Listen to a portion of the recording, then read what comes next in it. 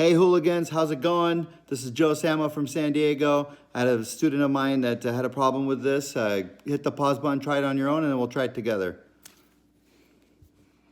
Okay, so we want to know what are the odds that Harry is either the secretary or treasurer. We don't want him to be the president, and there's 9 people that are not him out of 10. So there's a 9/10 chance that he won't be selected president.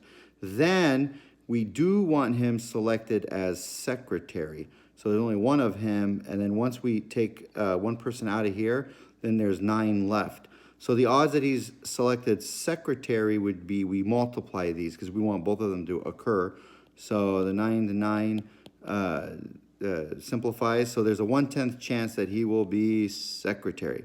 All right, now we want to see what are the odds that he's picked treasurer. It's the same kind of concept. We don't want him to be selected as president, and there's 9 of not him, right, out of 10 people. So there's a 9/10 chance he won't be selected president. Then we don't want him in this scenario, because we want to see what are the odds of him getting a treasurer. We don't want him selected as secretary, and there's 8 people left that are not him out of 9. Okay, so the odds that he won't be selected secretary is 8, 9. We do want him selected as treasurer. Now there's only one of him out of 8 roles left, so there's a 1/8 chance if he passes those first 2 that he could be treasurer.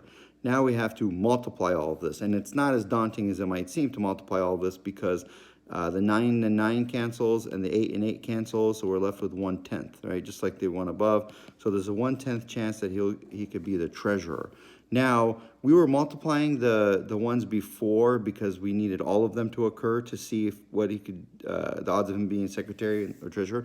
But with these two, we could, this is like, we want to know the odds of him being a secretary or treasurer. So we just add those 2 up. So it's 1/10 plus 1/10, which is 2/10, which is the answer. And then, of course, that could simplify to 1/5.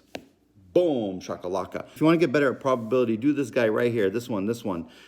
It's a long video about probability, and I assure you, you will get better. In fact, there's a 90% chance you'll get 40% better. See what I did there? Keep it up.